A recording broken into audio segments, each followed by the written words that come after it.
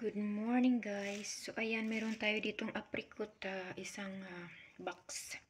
Madami siya. Mga siguro mga nasa 20 kilos.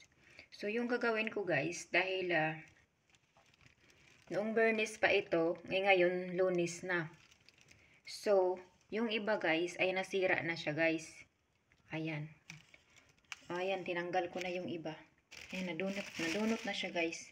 Kasi hindi naman ako masyadong kumakain ito. Ilang piraso lang yung makakain ko. So, kukunin natin yung iba at ating sa bao. Ilawag sa bao, pakain. Sayang din naman siya, kaso hindi mo naman maatuog kaon ba? Konsumo ito sa bahay. Yung gusto ko talaga, yung yung peach na hindi din siya already done ba? Hindi siya humok. Gusto ko nung gahi ba na murag tibsol pa siya kaunon. Pero kini siya, dapat gid siya nga kaunon gid siya nimo nga kanaang luto na gid siya ba? Hindog na gid siya priyas anyo. Kay para tamis ni siya. Kay kung dili pa siya hinog imong kaunon, dili siya tamis. Aslong. So, yung ginawa ko, pinabayaan ko lang siya. Kumain lang ako ng kunti. Ayan ang tuloy yung nangyari. Naging ganito na siya. So, kailangan kong kuhanin yung mga dunot.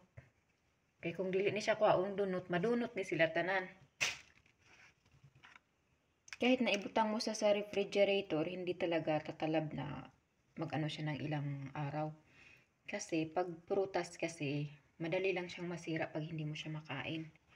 Kasi ngayon ay season na nito ng apricot. Merong kulay na pula din ito. Ito ay yellow.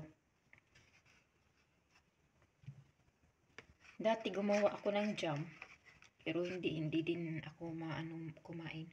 So ayan, kakainin ko lang ng kunti-kunti. Kung madunot man, ilabay.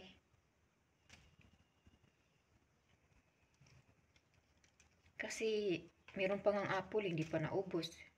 Meron ding saging. Meron ding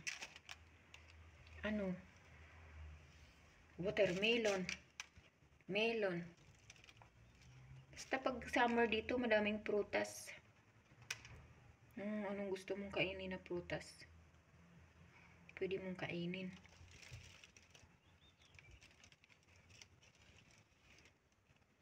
Ayan siya, oh. Madami siya. Di ba makapagsasabi ka na sayang man pag itapon? Madami na din akong natapon simula pa kahapon. Ayan, natapon ko. Madami sa plastic. Pakain ko to sa bao.